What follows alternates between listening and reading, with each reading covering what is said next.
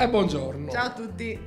Buongiorno. Oeses della bellezza ispantosa, noi invece siamo senza ore e un gaurro. Abbiamo vinto lo scudetto, abbiamo il CE Castellaio oggi allora, con Subonette. Perché possiamo dire di essere in corsa per lo scudetto? Ma perché appunto abbiamo Sardegna Teatro a 9 nomination al premio Ubu che rappresenta un po' faccio per come noi. Di Pietro, 9 nomination. 9, quindi siamo là con le dita incrociate sino al 16 dicembre che sarà la giornata in cui poi a Milano verranno premiate le compagnie. Noi siamo incredibile questa cosa. Siamo molto soprattutto contenti. Le nomination sono per oltretutto per uno spettacolo in sardo.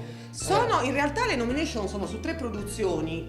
La produzione che ne ha preso effettivamente di più e quindi concorre con 3 nomination è Macbeth, che concorre come miglior spettacolo, come miglior regia e come miglior attore Leonardo Capuano. Quindi insomma le altre le cito, sono La vita ferma con il testo, la drammaturgia di Lucia Calamaro e l'altro ancora Il cielo non è un fondale. Sono tutti spettacoli che sono passati qua. Il cielo non è un fondale di Daria De Florian e Antonio Tagliarini, che concorre con miglior colonna sonora della nostra Monica De Muru, anche in questo caso quindi un'altra sarda che si fa spazio. No. È una cosa che abbiamo detto da tanto tempo, che c'è sempre gente più brava, che abbiamo un sacco di cose belle da vedere. Poi speriamo di vincere, così se vinciamo gli spettacoli tornano in programmazione e potete tornare a vederli. Sicuramente diciamo che questo ambiente creato produttivo da Sardegna Teatro ha sicuramente favorito una visibilità particolare anche fuori dall'isola, quindi i critici ci hanno visto e quindi comunque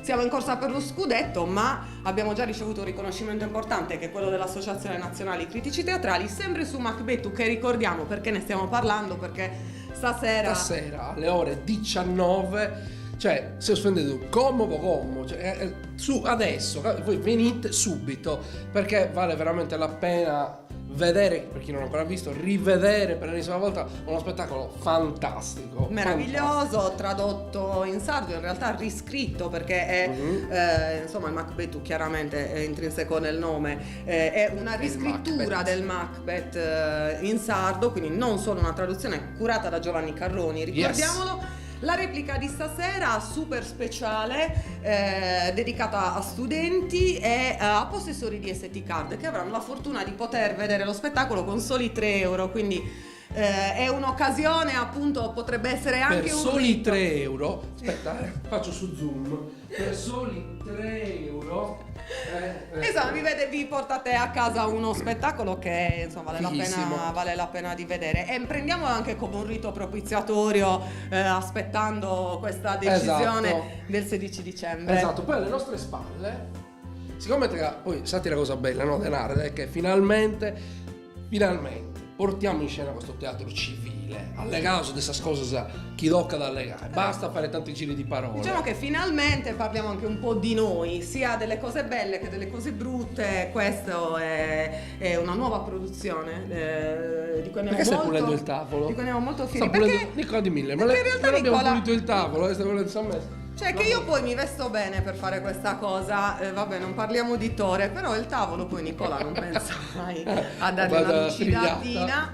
Allora, l'avvoltoio è fighissimo perché soprattutto ha una veste cinematografica nella costruzione dell'immagine, quasi, no, è importante. Siamo molto bene. Il manifesto poi, questo lo posso dire, io non lo dovrei dire, però forse è uno dei più bei manifesti che abbiamo fatto e ci tengo a dirlo. Lavorano all'immagine di tutte le produzioni di Sardegna Teatro un grafico e un fotografo molto bravi, insomma, che hanno raggiunto poi questo obiettivo molto bello, in realtà molto bello perché rappresenta anche la protagonista di questa storia, che è un'indagine, non l'abbiamo detto, sul poligono di Quirra, un'indagine scritta da una giornalista, Anna Rita Signore, che con questo testo ha vinto premio alla drammaturgia all'interno del premio Calcante, con la regia di un regista argentino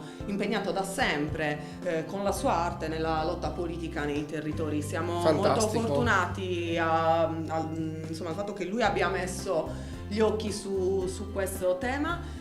Lo spettacolo è molto bello, ci tocca tutti da vicino, è uno spettacolo che insomma serve anche in questo momento dove è stato riaperto Fantastico. il processo a sensibilizzare. Vago, ne so bisogno. Allora è in scena sino al 10 di dicembre, qua al Teatro Massimo tutti i giorni, sono solo 50 all'M3, posti. pochi posti, molto vicini agli attori, molta partecipazione, tanta emozione. Ieri è stata la prima, è stata molto emozionante. Il nostro Nicola Di Mille è andato a vederlo, era molto felice. Molto, sì. Molto, ci sono molto. anche delle immagini sicuramente che il nostro Nicola dalla regia sta mandando sotto. Sono state organizzate anche parecchie attività collaterali, tra un incontro con Carlo Porcetta che ha scritto un libro bellissimo, Fantastico, Lo sta al sì. vento, e anche un sit-in che ha Con la coinvolto Foras. diverse insomma associazioni di militanza, cioè di attivismo diciamo antimilitare, che tutti i giorni si occupano di appunto portare avanti la lotta Un contro po' di queste cose. cause. Poi ultimo tema. Ultimo ma non ultimo, perché arriviamo con tutti gli spettacoli della settimana, almeno sino a domenica. Benvenuto Umano, Francesca Pennini col collettivo Cinetico,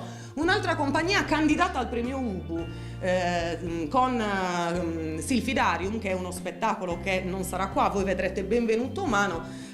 Ma la compagnia è una compagnia particolare perché appunto tramite la danza attraversa diversi linguaggi multimediali, e non solo. Vi consigliamo di venirlo a vederlo. Sono stati qua con 10 mini balletti l'anno scorso, ed è uno spettacolo che mette insieme 6 performer e 6 attori circensi, quindi invitiamo, siccome sappiamo che Cagliari ha un bacino molto grosso di persone che si occupano di teatro circo di strada, venite tutti a vedere Francesca Pennini, perché non ve ne Vale la pentirete. pena, vale la pena. Detto questo, io Nicola Di Mille dobbiamo andare a allestire per la cosa. Siccome siamo in settimana rivoluzionaria, anche Torre Cubedo ha voluto dare il suo contributo. E dobbiamo andare a allestire per Macbetto. Perfetto. Ti lasciamo qua. Ciao. Ciao.